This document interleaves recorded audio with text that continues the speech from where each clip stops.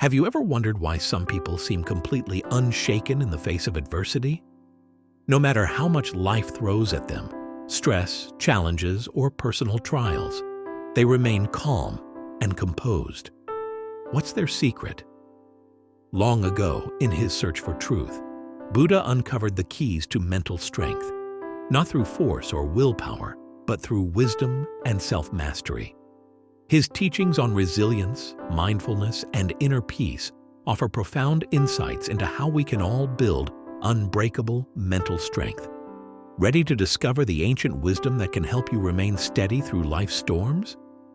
Let's dive in and uncover Buddha's path to true mental fortitude. Why this wisdom matters today. In today's fast-paced, stress-filled world, it's easy to feel overwhelmed. From work pressures to personal struggles, the demands on our minds can be exhausting. Many people turn to external sources, drugs, distractions, or even avoidance, hoping they can escape stress. But the truth is, true mental strength doesn't come from escaping challenges. It comes from how we face them. Buddha's teachings on mental fortitude remind us that while we can't control everything that happens around us, we can control how we respond to it. The foundation of an unbreakable mind is built on understanding, acceptance, and clarity. Buddha taught that inner peace is not a state we attain once everything is perfect, but rather something we cultivate by training our minds to stay balanced amid life's inevitable struggles. Today, we're going to explore how to harness that inner strength and use it to navigate life with resilience and wisdom. Understanding. Mind over matter. Buddha's life story itself is a testament to the power of the mind.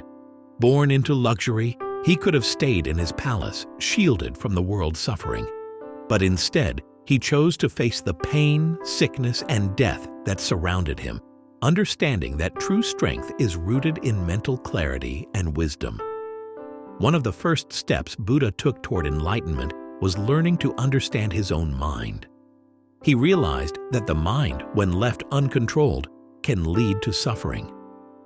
Negative thoughts, fears, and attachments cloud our judgment and weaken our resolve.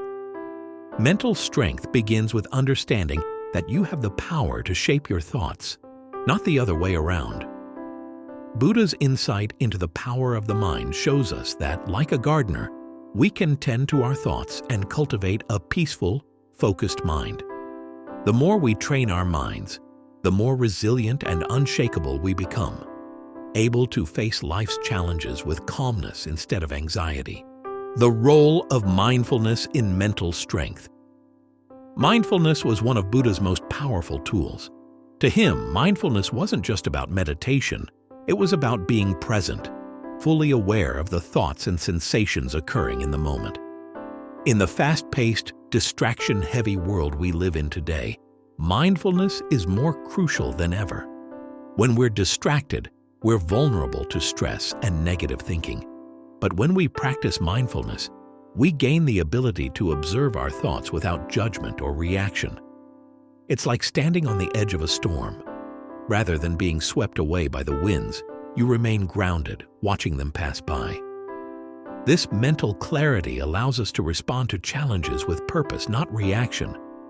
Buddha's teachings remind us that mental strength doesn't come from suppressing our emotions or thoughts, but from observing them, understanding them, and choosing to act from a place of awareness. Through regular mindfulness, we build a steady and unshakable mind that can face any adversity with equanimity, acceptance, and letting go of control. One of the greatest lessons Buddha taught was the importance of acceptance. We often resist the things we cannot control, whether it's the actions of others, the passage of time, or the inevitable hardships of life. This resistance creates internal tension and drains our energy. Buddha's wisdom teaches that true mental strength comes not from controlling everything around us, but from accepting the natural flow of life. Acceptance doesn't mean passive resignation. It means embracing reality as it is, without attachment or judgment. When we stop resisting life's challenges and instead allow them to unfold, we find a sense of freedom.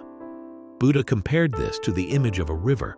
Resisting the current only causes pain, but when we surrender to it, we flow effortlessly forward.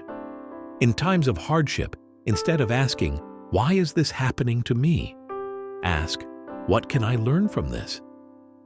This shift in perspective transforms obstacles into opportunities for growth, and it builds unshakable mental resilience, the strength in emotional detachment. Buddha's teachings also emphasize the power of emotional detachment.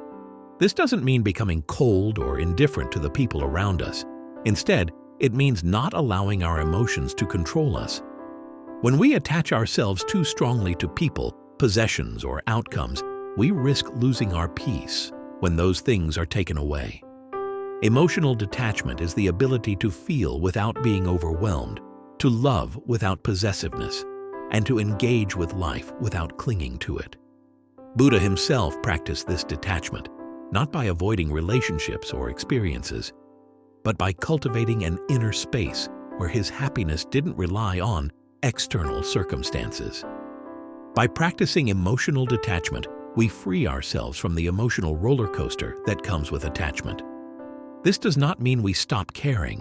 It means we care deeply, but with an understanding that all things are temporary.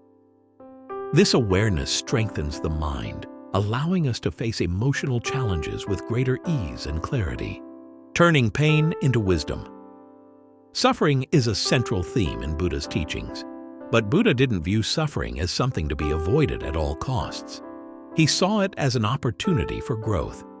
He taught that through our suffering, we have the chance to cultivate wisdom. Life's difficulties, whether they come in the form of heartbreak, failure, or disappointment, are inevitable. But how we respond to them is what shapes our mental strength. Rather than trying to escape suffering or push it away, Buddha encouraged us to face it directly and see what it has to teach us. Every painful experience carries a lesson, whether it's learning patience, resilience, or forgiveness. When we allow ourselves to feel our pain fully and then release it, we free ourselves from its grip. By embracing suffering as a teacher, we cultivate wisdom that makes our minds stronger and our hearts more compassionate. The importance of compassion. Buddha's teachings on compassion are deeply connected to mental strength. It might seem counterintuitive. How can compassion, which often involves vulnerability, contribute to strength? But the truth is, compassion builds a strong heart and a resilient mind. When we practice compassion, we stop seeing others as obstacles or threats. Instead, we recognize that everyone is facing their own struggles, and we begin to feel connected rather than isolated. In difficult moments, compassion shifts our focus from me to us. We stop thinking only about our own suffering and extend kindness to others. This act of empathy releases the mental tension that comes from self-centeredness and opens the heart to peace. Buddha taught that compassion isn't just for others, it's also for ourselves. When we treat ourselves with kindness, we build the mental strength to overcome adversity. Compassion strengthens the mind by softening the heart, turning it into a wellspring of inner power. The practice of non-resistance. Buddha's practice of non-resistance is another cornerstone of mental fortitude. This teaching means not fighting against the inevitable, such as aging, loss, or failure. In a world that pushes us to constantly strive, resist, and force outcomes, non-resistance might seem like weakness. But in reality, it's the practice of yielding to life's natural rhythms without allowing them to overwhelm us. Imagine trying to stop the tide with your hands. It's futile. But if you learn to go with the flow, you'll find that the waves don't have to drown you.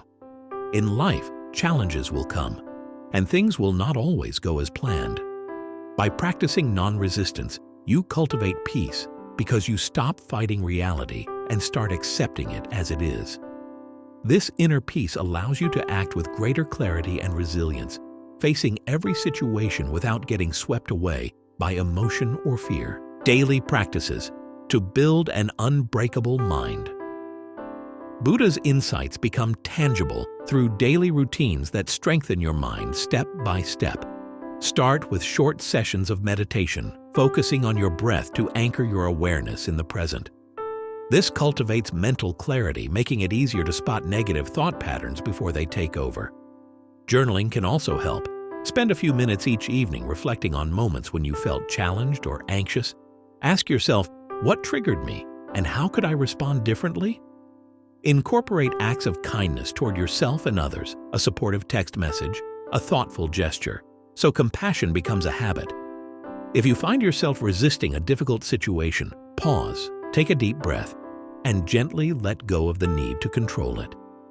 Over time, these simple practices root you in mindfulness, acceptance, and resilience. They may seem small, but each one fuels the inner strength that grows into a mind capable of weathering any storm.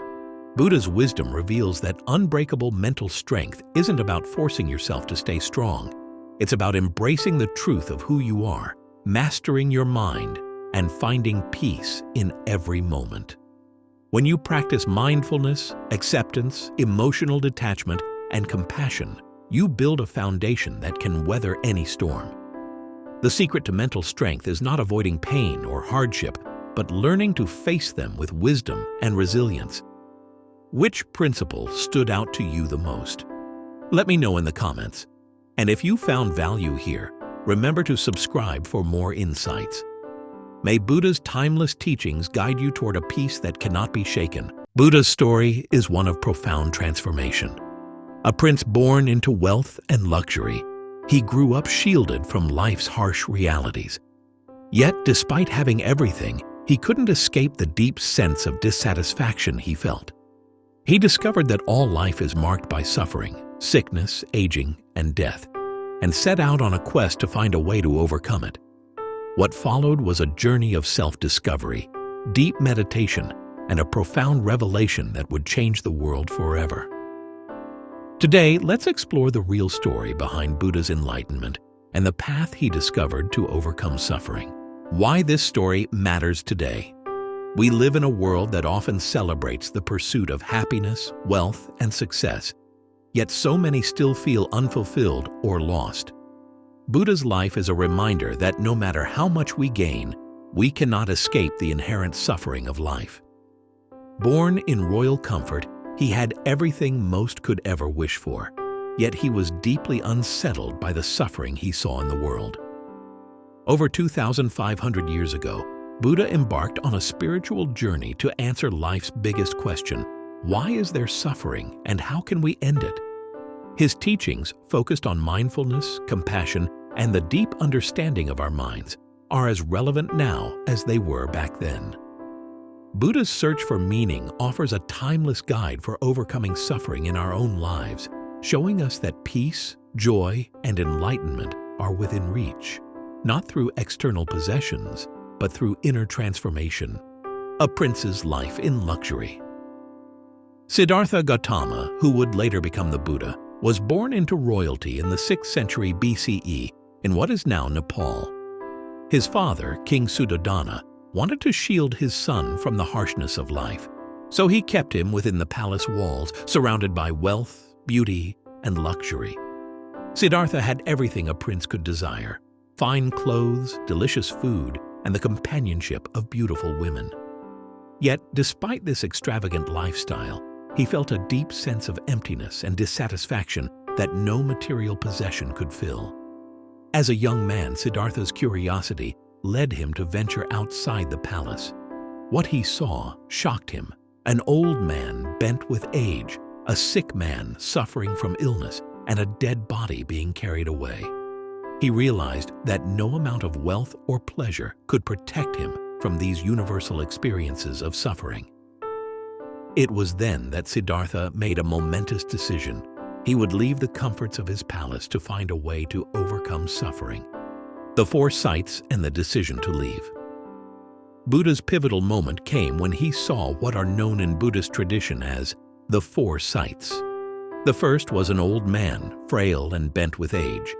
The second was a sick man, suffering from disease.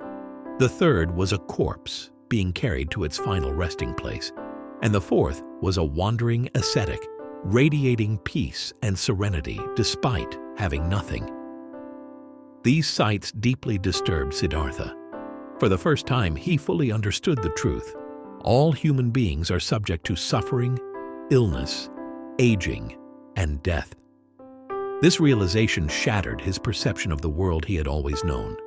Despite the luxuries surrounding him, Siddhartha couldn't escape the fact that all things are impermanent and subject to suffering. He was struck by a deep sense of urgency to find a solution.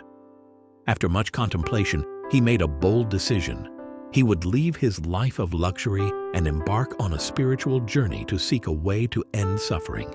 The quest for truth. Siddhartha's quest for truth led him down many paths. First, he sought guidance from renowned spiritual teachers of his time. He practiced intense meditation, underwent extreme forms of self-mortification, and deprived himself of food and comfort. His aim was to push his body to the limits in an attempt to transcend suffering. Yet no matter how severe the ascetic practices became, they did not bring him closer to the peace he was searching for. In fact, they left him physically weak and mentally foggy. Realizing that extreme asceticism wasn't the answer, Siddhartha sat beneath a Bodhi tree and vowed not to rise until he found the truth. He decided to take a different approach, one rooted in balance. Buddha's insight into the middle way emerged from this moment, where he understood that neither indulgence nor severe deprivation would bring true peace. Instead, the path to enlightenment lay in living with moderation, mindfulness, and wisdom. Meditation and enlightenment. Siddhartha's moment of transformation came during a deep state of meditation beneath the Bodhi tree. For days he meditated, facing his fears, desires, and attachments. As his mind calmed, he was able to observe his thoughts without becoming overwhelmed by them. He understood the nature of suffering and how the mind perpetuates it. In that moment of clarity, Siddhartha realized that the root of suffering is attachment. Attachment to desires, identities, and the impermanent nature of life. Buddha's enlightenment was the realization that suffering arises when we cling to what is fleeting and out of our control. Once Siddhartha understood this, he experienced a profound shift. His mind was no longer clouded by desire, fear, or ignorance. He had reached enlightenment and, with it, the key to ending suffering. From that moment on, Siddhartha was known as the Buddha, the Awakened One, the Four Noble Truths. Buddha's enlightenment revealed the core teachings that would form the foundation of his philosophy, the Four Noble Truths. The first truth is that suffering is an inherent part of life. It's not something we can avoid, it is woven into the fabric of existence.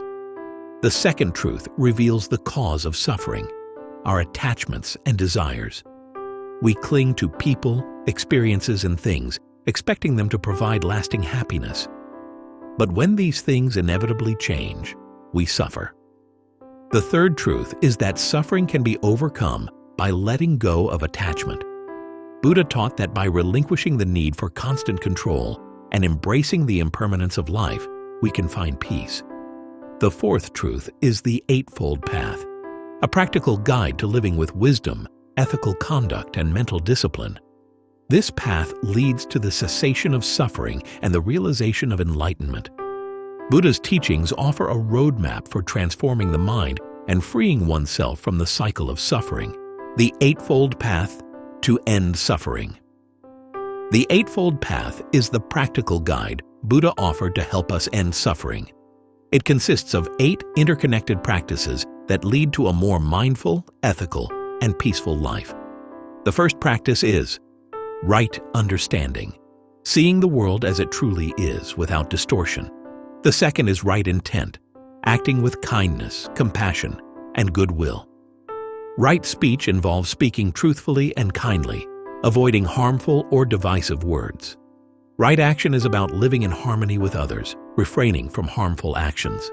The next 4 practices involve mental cultivation, right livelihood, earning a living in a way that doesn't cause harm, right effort, cultivating positive mental states while abandoning harmful ones, right mindfulness, being fully aware of the present moment, and right concentration, developing deep concentration and insight through meditation.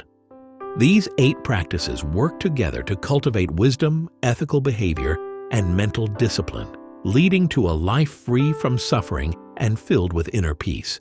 The nature of suffering and impermanence. Buddha's teachings emphasize the impermanence of all things. Everything is constantly changing. Nothing in this world is permanent, and the pursuit of stability in an unstable world leads to suffering.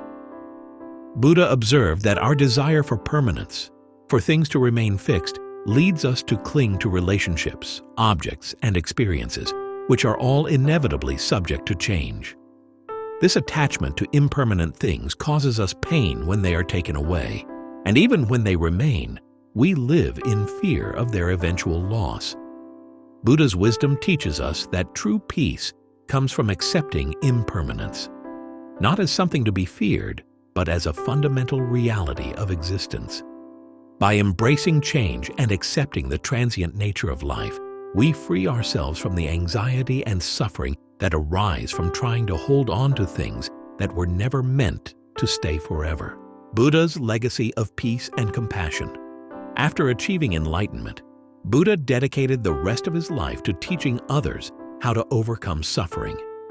He didn't retreat into solitude, but actively engaged with the world, sharing his wisdom with anyone willing to listen.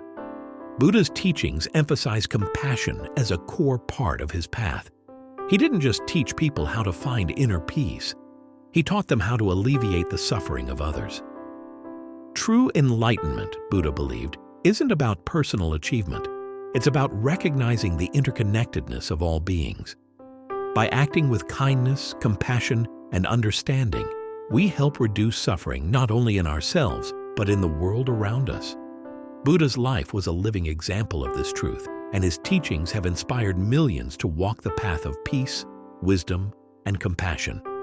His legacy endures today, reminding us that the way to overcome suffering is not to run from it, but to face it with courage and compassion. Buddha's journey from a prince in a palace to the enlightened teacher of millions is a powerful reminder that true peace and liberation come from within. His path to overcoming suffering wasn't about seeking external solutions, but about understanding the nature of the mind and the impermanence of life. Today, Buddha's teachings continue to guide those seeking freedom from suffering, offering practical wisdom and timeless peace. Reflect on the Four Noble Truths and the Eightfold Path.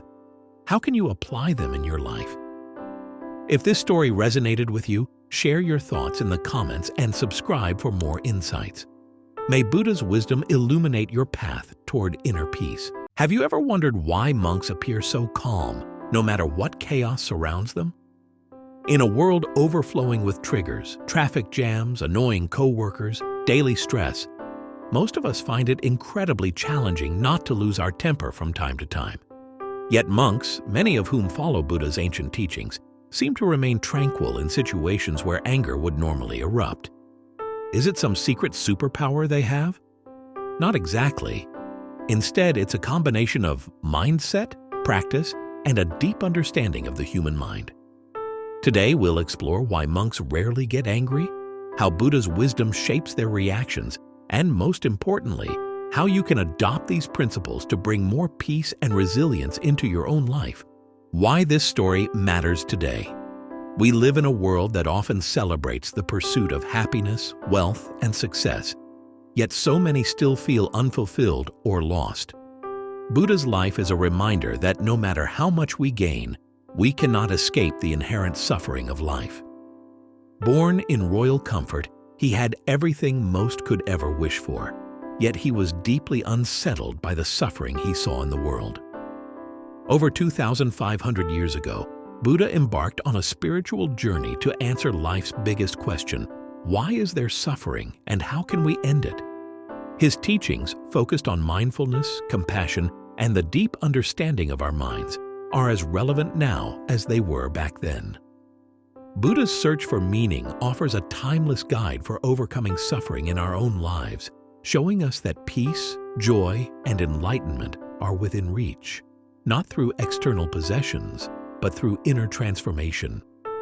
The misconception about monks and anger. There's a common belief that monks never feel angry, as if they've magically erased that emotion from their repertoire. The reality is far more nuanced. Monks are human beings, and like everyone else, they can experience the beginnings of anger, perhaps a surge of frustration or a moment of irritation. The difference is in how they handle it. Buddha's teachings emphasize that emotions, including anger, are natural occurrences. What truly matters is our response. For many of us, an insult or inconvenience immediately sets off a chain reaction of blame, resentment, or bitterness. A monk, however, has trained to observe the early signs of anger and gently redirect the mind before it explodes into rage. They understand that anger arises, but it doesn't have to dominate. This training doesn't turn them into emotionless robots. Rather, it refines their awareness and self-control. By recognizing the temporary nature of all feelings, monks cultivate a mindset that sees anger as a passing cloud, not a fixed storm.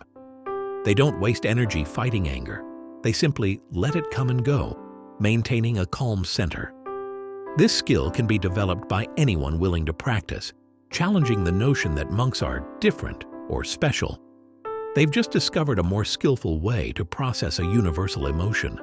How Buddha viewed anger. Buddha taught that all emotions, anger included, arise from our tendency to cling to expectations and illusions. We want the world to behave according to our preferences, and when reality disagrees, anger sparks into life. Buddha's insight was that this clinging doesn't just make us upset, it also blinds us to truth. Anger clouds judgment, spurring rash decisions that often lead to regret. In the Buddhist texts, anger is sometimes compared to grasping a hot coal with the intent of throwing it at someone else. You're the one who gets burned first. Each time you let anger fester, you damage your own peace of mind. Buddha believed that if you wish to end your own suffering and cultivate compassion for others, you must address the root causes of anger: ignorance of impermanence, attachment to how things should be, and the illusion that external events can fully dictate your state of mind. Monks internalize these teachings through meditation, self-reflection, and daily mindfulness exercises. They continually examine the nature of their thoughts and emotions, recognizing anger's fleetingness and learning not to feed it. The goal isn't denial of anger, but a clear, balanced perspective that prevents anger from taking root. By embracing this view, you too can see anger as a self-inflicted wound, one you can choose to avoid by adjusting how you perceive the world. The role of mindfulness. Mindfulness is at the heart of Buddhism, and it's a key reason why monks rarely succumb to anger. In simple terms, mindfulness is paying full attention to the present moment. This means observing your body, emotions, and environment without rushing to label or judge them.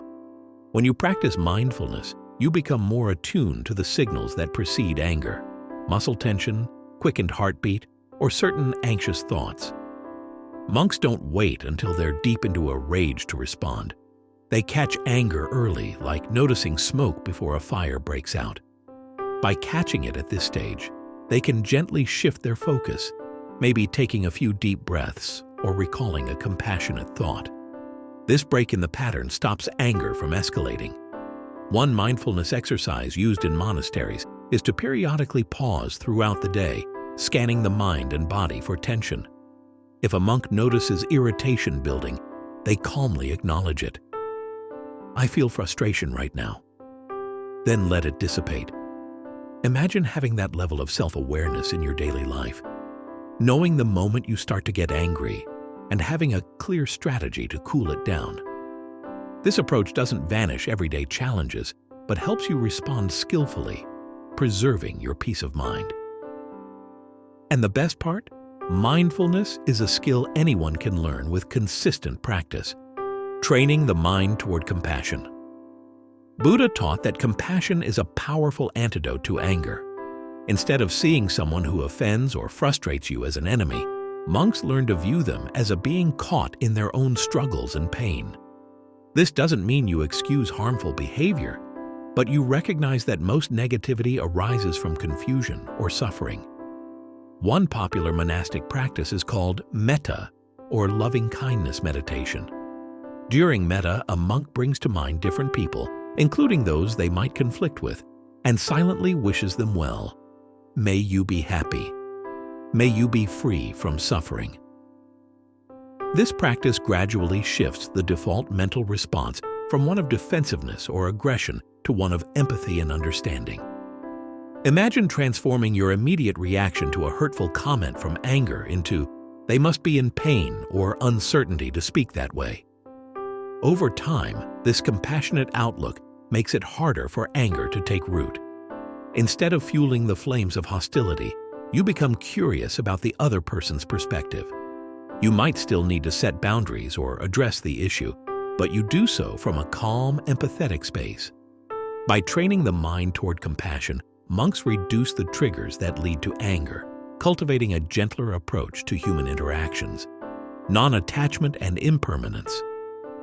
Buddhism teaches that everything is in constant flux: situations, relationships, and even our emotions. This concept, known as impermanence, is crucial in understanding why monks rarely get stuck in anger. They see that no condition lasts forever. Every moment is an opportunity for change. Holding grudges or clinging to expectations is futile because the world will keep shifting regardless of our desires. Monks also practice non-attachment, which means not tying their emotional well-being to how things should be. Instead of resisting change or grasping for control, they adapt. If someone criticizes them, they don't automatically perceive it as a threat to their identity. By recognizing that nothing is permanent, they find it easier to let go of negative emotions like anger. The moment you realize a hurtful remark is just words that will fade, like a wave in the ocean, holding on to anger starts to feel unnecessary. This doesn't imply passivity. Non-attachment isn't about giving up on goals or accepting injustice. It's about releasing the emotional chains that keep anger alive. By letting go of the need for people and situations to behave according to a rigid script, monks free themselves from the trap of constant disappointment and rage, stepping into a more flexible, peaceful mindset.